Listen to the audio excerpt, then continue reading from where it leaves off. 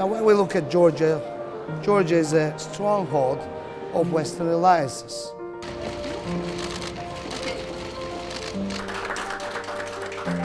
შევდივართ რა სოციალურ კონტრაქტში, ვამბობთ რომ ჩვენ თვითონ ქმნით ხელისუფლებას.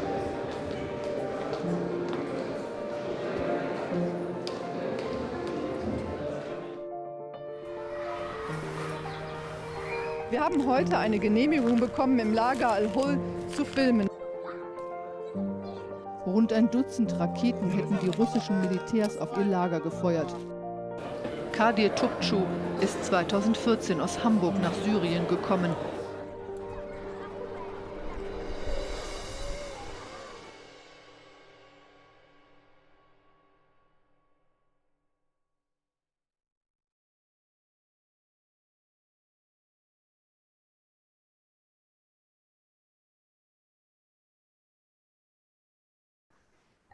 I want to welcome everyone to the first edition of the ADAMI Focus, the new format of the ADAMI Media Prize for Cultural Diversity in Eastern Europe, where with discussions about current media topics and now the current discussion about racism that has been going on in the USA.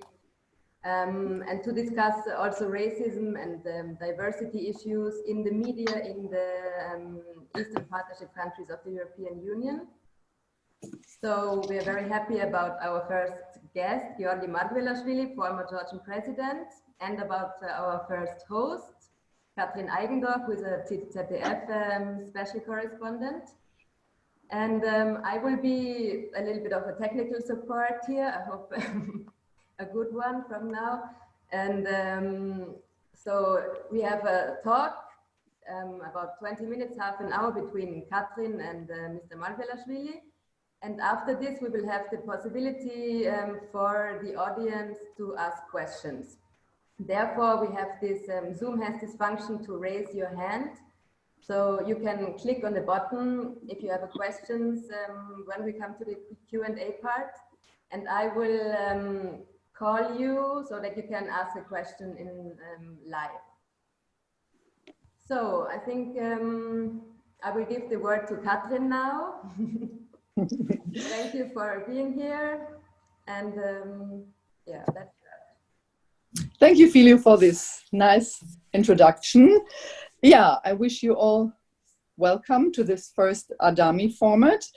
A very welcome, very warm welcome to Mr. Margvelashvili. Happy to have you here as our guest, and I would like to jump immediately into my first question. The whole world is looking to the United States, the case of George Floyd, the death of the 40-year-old African-American has caused protests all over the world. Did it have an impact on your country, on Georgia? Oh, well, thank you for inviting me and giving me possibility to discuss and share with you. I don't think that this case has much resonated in the Georgian existing political or public discussion. There was a small protest meeting somewhere in the center of the city where people have expressed their position on this issue. Plus, I know people are discussing this and amongst each other, but it has not really become a part of an intensive discussion or yeah, it hasn't become something like that. Though people, I mean, politically, though people talk about this, I mean, I think that in any case, this case has triggered basically the same feelings like we have in US.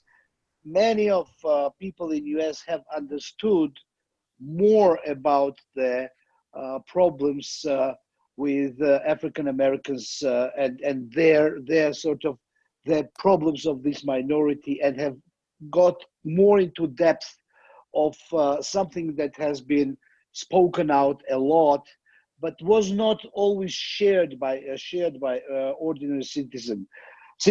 So the Black Lives Matter, I think, now has done a great educational job in US. I think the same thing, but in a much more smaller content, has happened in Georgia, based on this case. Yeah. Georgia is a very cultural diverse country. The whole region is a very cultural diverse region. Could we say that this subject of cultural diversity is back on the topics? Is this an issue today? Well, strangely, yes. I mean, I would say that you mean culture diversity in context of protection of minorities. That's what your question. Yeah, I did not, to be very frank, I did not expect that one or the other forms of racism or phobias could get sort of that intensity which we have got in several late years. Somehow in my mind, I always thought that, yeah, okay, this is happening, but and wrongly, I thought that, the line of history is going to decrease any kind of racism or any kind of phobias just instantly by its own. And if we had something like happening 20 years ago, it is not going to happen anymore. I mean, that it will eliminate by itself. But apparently, it's not like that. I mean, you have to fight these dragons inside yourself, inside society all the time. And that apparently that is not linked with the development of humankind. Those things keep popping out and emerging.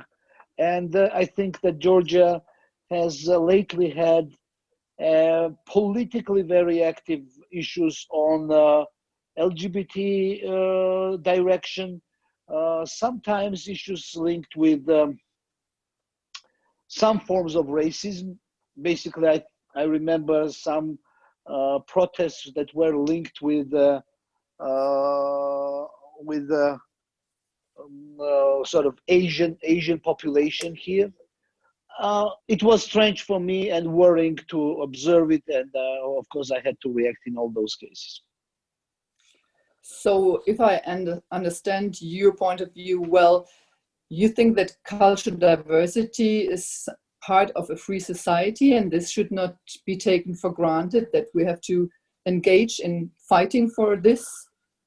Yeah, and Georgia is actually an example of that. I mean, we are a nation that has always tried to put forward as a positive message that we are culturally diverse, that we are religiously diverse society, and that we had in some of the top moments of our history are linked to openness of society and inclusiveness of society.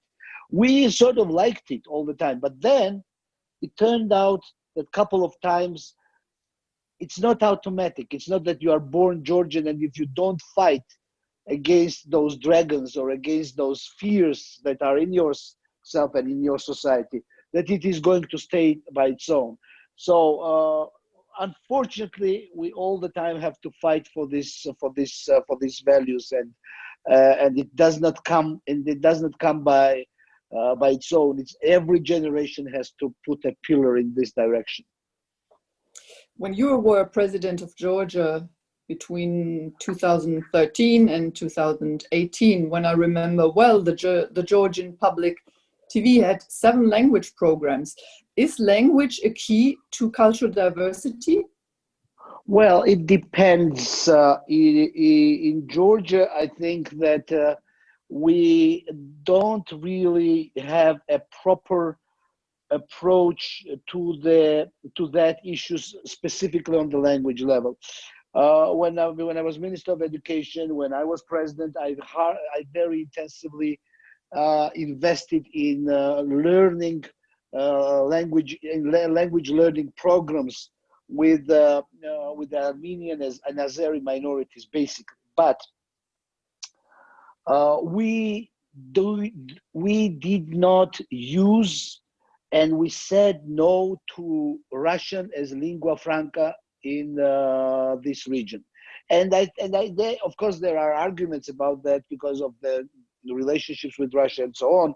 But I think that this is a mistake.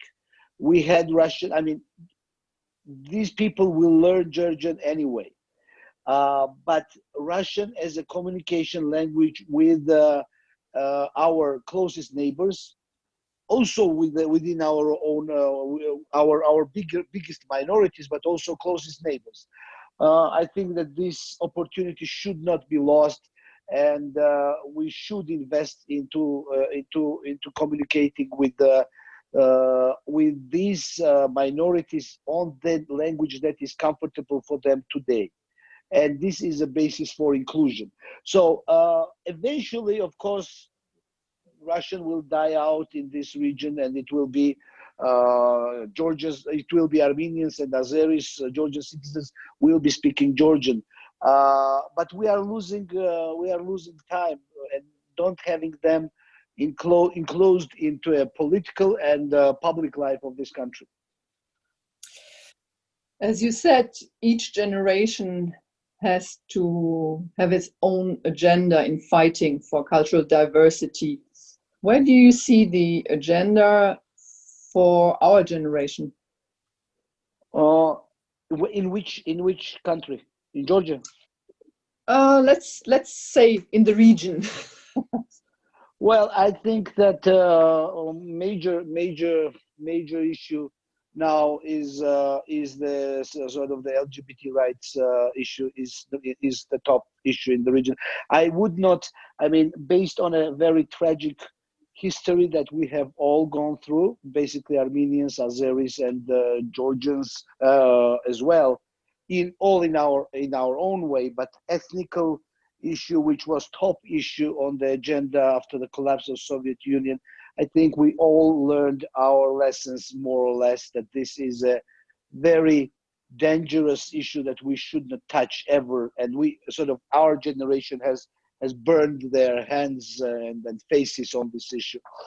But the religious issue is somehow based on the environment that we are in, and also on the more or less secular orientation of the society. I think it's also less on the top of list of the possible dangers. But the issue linked with LGBT rights and the situation that there's people from time to time come through, I think that this seems like a top issue right now on the agenda when we are talking about protection of the rights of minorities. Yeah, I would like to draw the focus a little bit more on ethnic minorities and diversity in ethnic cultural context. In this context, from a standpoint of a politician, can this be enhanced by politics, by politicians, or where does cultural diversity have to be guaranteed by? Well, I think that cultural diversity should be guaranteed by the legislation, and the legislation and it's a role of politicians to it depends. I mean, when you are in politics, you basically try to develop the nation into direction that you think is best. Yeah. So if cultural diversity is on your agenda, what you do is you protect it. And as I'm saying, I don't think that there is they need that much direct protection. But then you try to enhance legislation that is giving opportunities, creating opportunities for the minorities, like providing possibly segments of the budget that guarantee cultural opportunities for these minorities. That guarantee some kind of, it depends on which kind of minority, which kind of ethnical minority are we talking about. That basically you look at these people, or maybe location, or they might be located in one place or be around the country, and you try to figure out what are the main things that they need to survive as a minority and to contribute to nation as a whole with their individuality. And that might be preserving their language, that might be preserving and publishing some books, or that might be preserving their local some traditions and respecting them. But it's after the level of just protecting that they have their rights, you start thinking, or maybe you have a leader, a local leader who can help you in doing that. But yeah, I mean that's of course it could be and should be enhanced by politics and by politicians who have that issues on their agenda. What about journalists? What role should journalists play in this whole debate? Well, I think the role of journalists, like the case of Floyd, definitely shows how powerful media is. If there was not that 8-minute 46-second video that was circulated and that gave visual images to all of us, and if there was no free media, I don't think that just a story that some person has been murdered by police would trigger this level of reaction all around the world. By the way, and it's interesting that we see mass protests not only in the United States but also in other countries. But what should journalists do? I think the journalists play a really crucial role, not only in showing cases like this, which is their direct responsibility, but also triggering discussion. And I think that this is one is case like Floyd, which you watch and the report is going, and then you are just giving this info. But the other thing, this is the first part, the alarm, where the alarm bell rings. But the most important thing starts after that, after we have seen this, and we have to deal with this, and we have to live with this in further. And there's where the real content of journalism comes in, is getting people together to discuss. And this is very important. Journalists must trigger discussions. Any kind of phobia, any kind of forms of chauvinism and things like that, they are solved through discussions. And it is very important that journalists create that kind of spaces. So in this case, journalists becomes not, in this case, journalists become not simply reporters who collect and distribute information, but they become politicians in context of shaping public opinion and giving a chance to some kind of solution of this problem. So I think that really these are the areas where which journalists create for discussion, where things are really calmed down and really are where we could look for solutions. So, as I understand you, journalists should engage in enhancing cultural diversity by making this a positive story? They should engage. No, they shouldn't make it a positive or a negative. It's better if they just give the story, but by bringing parties together, by creating formats and forums for discussion. And this is very important. I mean, they, as mediators of, they are not only suppliers for public opinion, but they are also mediators for public opinion, trying those opinions to be brought to the broader discussion. And they're creating a format and a forum for this discussion, because that is how those issues are solved. Any kind of fear is maintained and enhanced when you don't see the person, when you don't see a live being, when this is just a brand for you, when this is just something that you could, when this is some negative image which you attack. As soon as you bring the two persons in face to face and create the environment for discussion, intellectually and also emotionally, this is the premises for the solution, I believe. I would like to interrupt our discussion for a short second, because I would like to take the opportunity to focus your attention on ADAMI, which is exactly about what you are talking. We would like to enhance journalists to engage in this story of cultural diversity, to advocate cultural diversity, to tell these stories. And ADAMI is continuing its competition. So we will have the ADAMI Prize 2020, and we will show like a little film about that. And we would like to see as many as possible journalists to apply and to compete for this wonderful prize.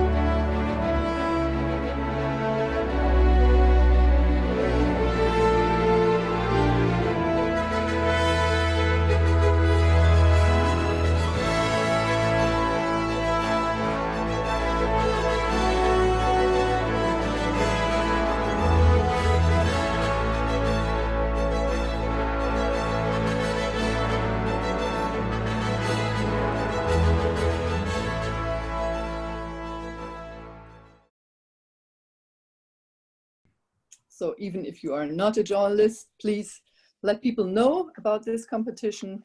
We would like to invite as many journalists as possible from the region for our next ADAMI Prize 2020.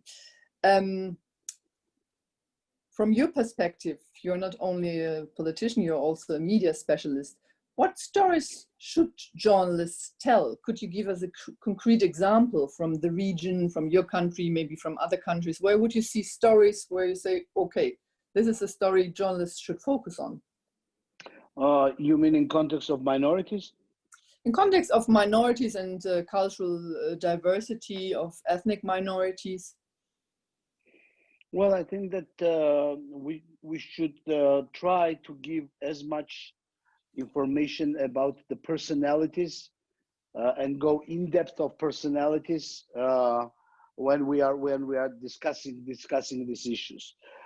This is one important thing for me, is just showing the living thing, living being, with their fears, with their hopes, with their problems, with their life stories, on one hand, and basically maybe doing the same thing when we are talking about the ones who are on the other side of the story, because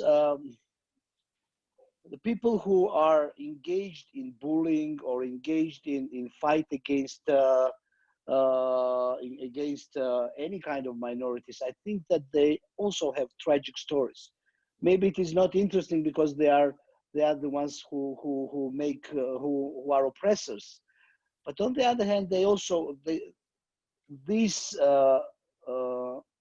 this in itself, this in itself is this aggressiveness in itself is a reflection of some kind of very deep-rooted tragedy or trauma or something like that, that has forced these people to become so unhuman.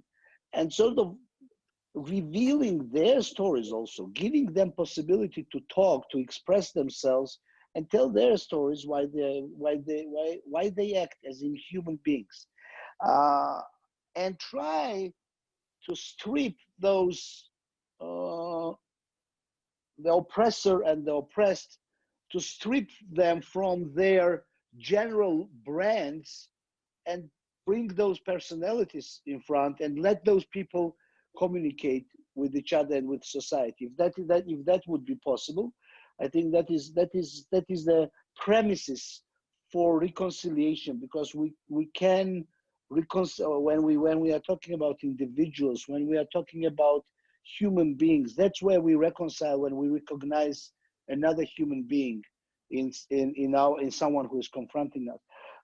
That is one thing. The other thing is that I think the journal, especially Georgia journalists could concentrate on our very rich history as a resource for information. I mean, what sort of revealing our culture, who we are, and looking at the examples, positives and negatives as well, as a part of of a source, let's say, for their ongoing reporting.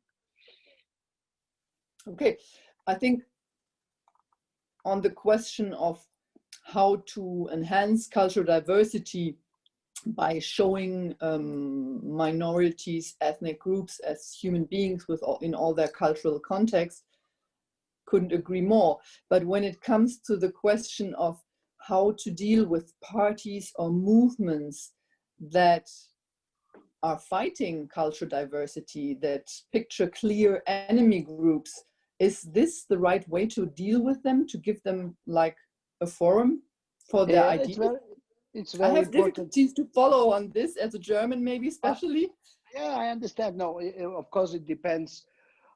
It depends what we are talking about here, and it depends what level of parties or what level of violence we are talking about. But I believe that liberalism should not be till it really comes to the level of openly propagating violence. Till that level, I think that liberalism, the content of liberalism, is in giving possibility for these people not to propaganda their ideas, but asking them specific questions and bringing their fears or bringing their mistakes to a moment of truth. I think that this is the way out. I don't believe that we label just someone racist or label someone homophobe and then forget about that person, and that person is erased from the public, from the media. It is impossible. You cannot silence anyone, and they will find and they will become even more angry. They'll become even more alienated. They'll find their peers in social media, and they'll become much more organized. So I think that one of the mistakes of liberals is that they are very quick to label. They are very quick to label, and they are very quick to put negative signs on someone who is not 100% like them. And then after this, they think that they have expelled these people from public out, but they have not. I mean, what we see so many times is that, especially with the social networking, these people find each other. They become sources for propaganda for countries like Russian Federation. Alienated from the mainstream, they become a good base for propaganda. So I am saying, till it comes to the direct popularization of violence, Liberalism is not in labeling people, but is engaging them in a very in-depth dialogue. I believe in that. So you believe in the open discussion? I do believe that just saying about someone that that person is a homophobe or is racist or is something like that, and then saying that we don't talk with that person is a wrong approach. You are losing that. You are not. This person is not lost. This person is gained for propaganda and for much more aggressiveness. We have to enhance dialogues. And what I've seen so much about the liberals in Georgia, and not only in Georgia, is they are very,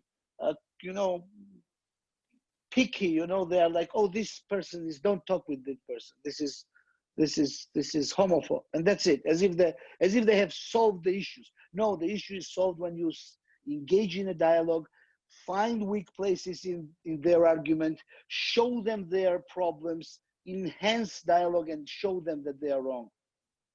So should we in the ADAMI community, with the countries participating and supporting ADAMI, also get into this dialogue more, you would say? I believe so, yeah. I mean, I believe that should be done. I mean, what's the point for people who, let's say, who are not racist or are not homophobes, or to sit together and discuss issues that we agree upon? Where is the fun? I mean, I sit together with 10 people who are clearly anti-homophobic, and so what do we cheer each other, we tell each other how smart, educated, and progressive are we. It's boring. It's much more interesting to bring a person that has different attitude and try to prove to that person that they are wrong, and try to get into discussion with that. And the smarter that person is, the better the outcome. Because, I mean, I think we believe that we are on the right side of the history. So, on the right side of values. So we should be able and capable. Well, I know we are, and we should be able and capable of proving those issues to people who think differently. And not only escape the discussion with just labeling them as a people on the wrong side of history, or block-minded or racist or whatever. Good point. I would like to open the discussion up to people who joined us. Maybe there are questions. I think this is a very interesting point that might create questions from the other participants. I would be happy to have some questions from you, and maybe there are some.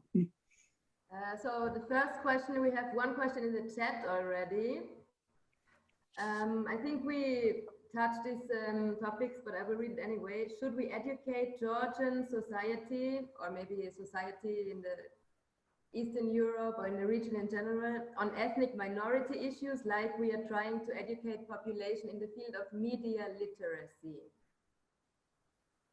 Oh, I think very much so, and especially in Georgia, I think we should educate society and on general issues linked to, but also very specifically on the issues of on the Georgian ethnic minorities issues. I mean, we don't learn that in school. Like, I've learned, I have my experience about ethnic minorities just because of my living environment, where I've lived. I mean, I've lived in old Tbilisi, where you have so many ethnic minorities. I mean, we were like Russian, Jew, Armenian, Azeri,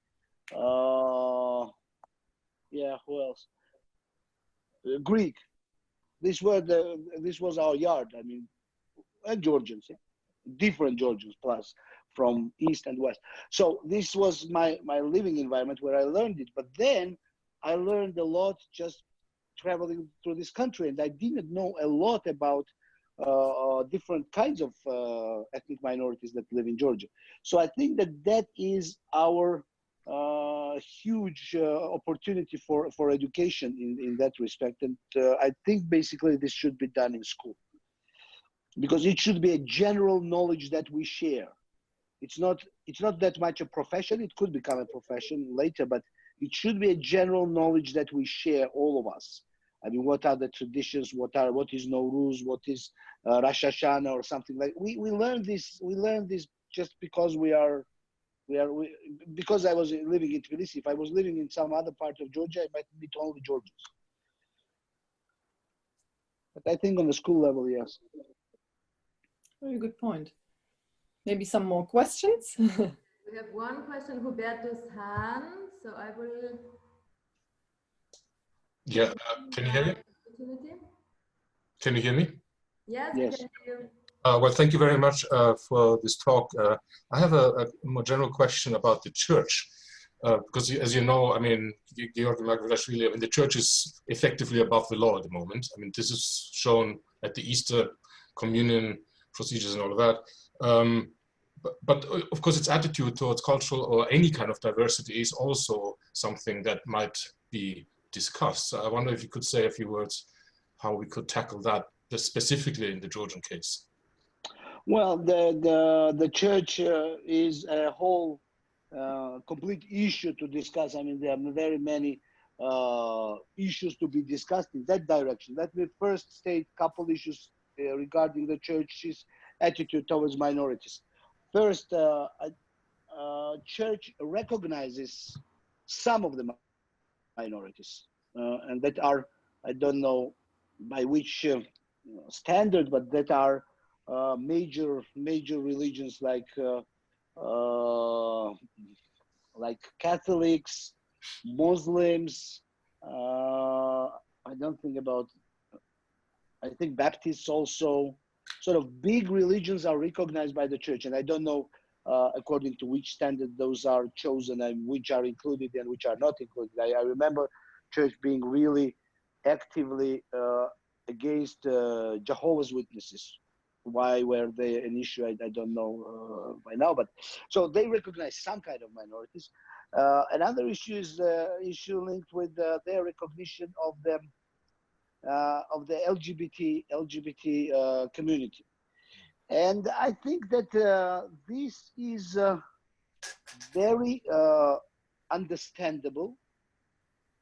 That church, with its traditional moral code, which is not developed by them, or which cannot be altered by them, but which is within this script and within this teaching, they have a negative attitude towards something that is different than classical marriage, let's say. The problem starts not in that fact that the church should recognize or should celebrate LGBT. The problem starts when we see the level of unacceptance. And I've talked about this so many times with present. Oh, he dropped out. So maybe. Yeah, with representatives of church, and I was asking them, why is LGBT such a big thing? I mean, we live in a world where you can easily communicate with people who conduct adultery, who conduct, who are thieves, or who have been even murderers, and I understand that LGBT is a sin in your standards, but how come it's such a big sin? Yeah, and because, and I completely understand that within this teaching, anything but standard marriage is unacceptable. But why so unacceptable? And there we see something that becomes a little bit more dangerous than simply liking or disliking of things like that. And there we see that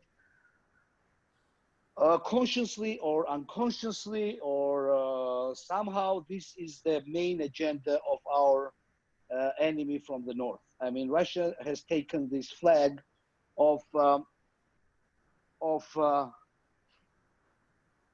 fighting against LGBT community as an ideological base in these regions, in the regions of their existence. And they have plus actively engaged different groups, politicians, church, in the propaganda of anti-LGBT movements.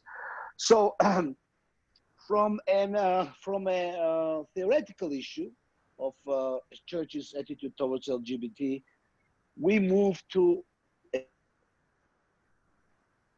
political and of Russia's propaganda in the region. And I think that in that respect, once more, I would trigger a dialogue.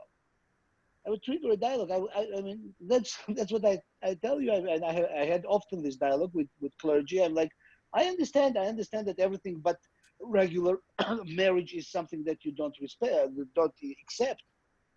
But explain me, why is it so high on your agenda? And that's where they had a very hard time. And I think that this should be happening in the media, in front of public, and let them explain. I mean, not just, once again, not labeling them, but giving them tough questions. This is, I believe, the solution for this kind of issues. Okay, we have one more question. And just to remind you, if you want to ask a question live, you can use the function of raising your hand. So I will see it and I can unmute you.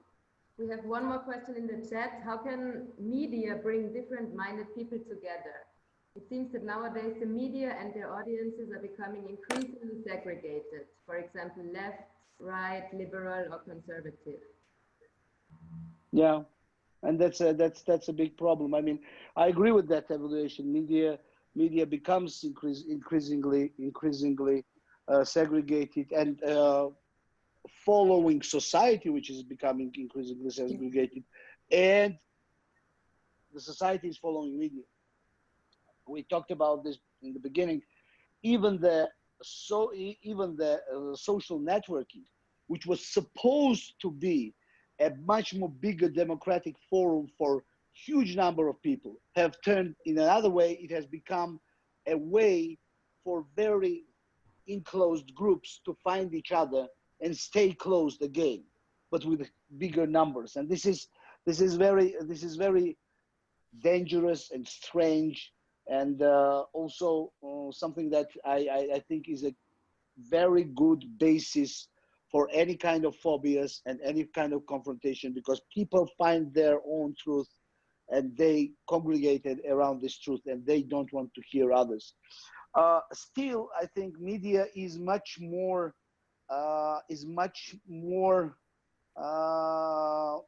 media has much more possibilities than the social networks, because in media you have a journalist. You have a journalist as a human thinking, informed being, which can trigger.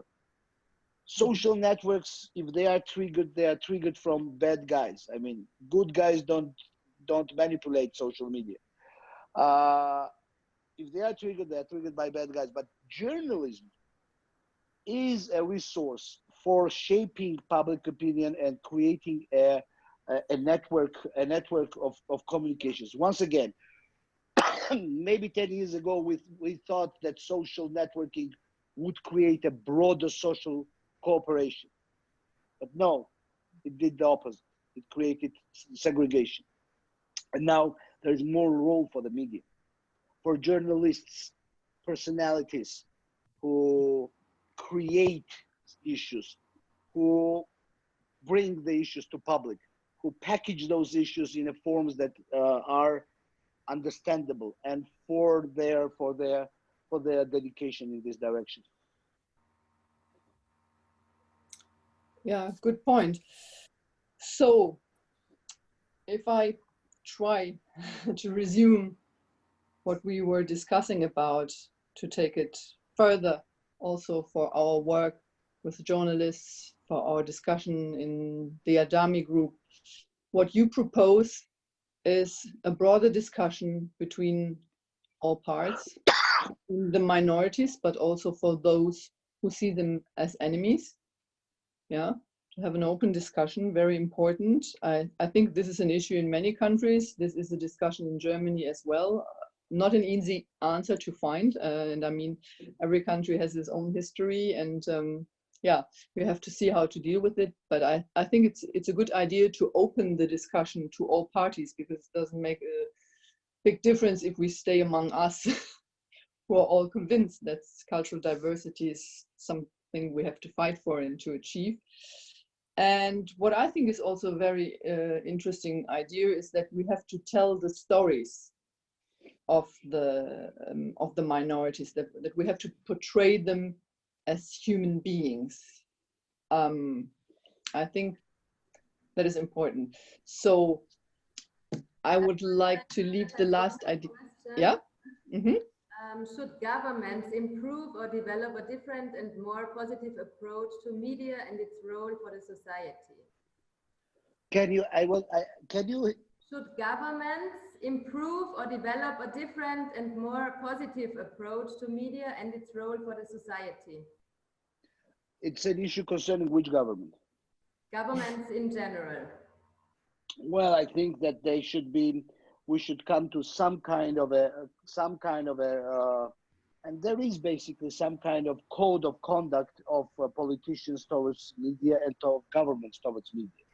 There is a code of conduct, and I don't think that it should be punishable, but I think that society should enhance some kind of code of conduct of attitude of politician and journalists.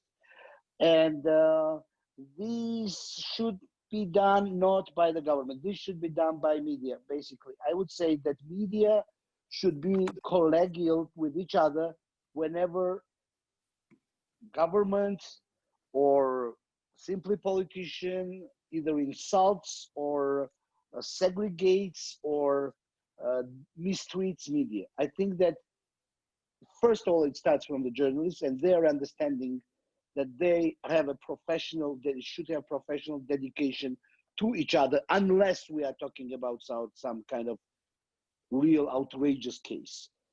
I mean, there are some people that are calling themselves journalists, which have no connection to the profession, just simply holding a mic and behaving really bad. I mean, if a person with a microphone comes and hits me on the head, I don't think that every journalist should say, well, I think this person was right. No, that's not the right approach. But basically, it starts from media treating each other, no matter which part of the media they represent, as supporters, as a profession. And of course, then the society. I don't think government has any kind of good practices towards media. I wouldn't like government supporting media. As soon as government starts supporting media or gives media some kind of privileges, except the privilege of reporting, where you should know that the person with the camera shouldn't be shot or shouldn't be beaten. Till that point, I don't think that beyond that, giving privileges to media is a good practice. As soon as someone gives you privilege, you have a good attitude towards each other. And this becomes very strange. Why journalists who should be reporting on government are getting privileges from the government?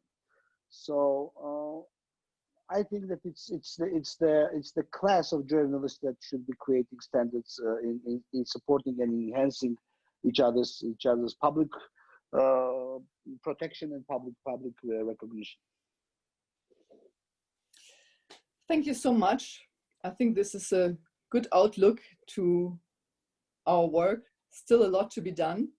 I think what you mentioned as important, that government should not control journalists, that journalists should be what we call the fourth power, and that what we call cultural diversity should be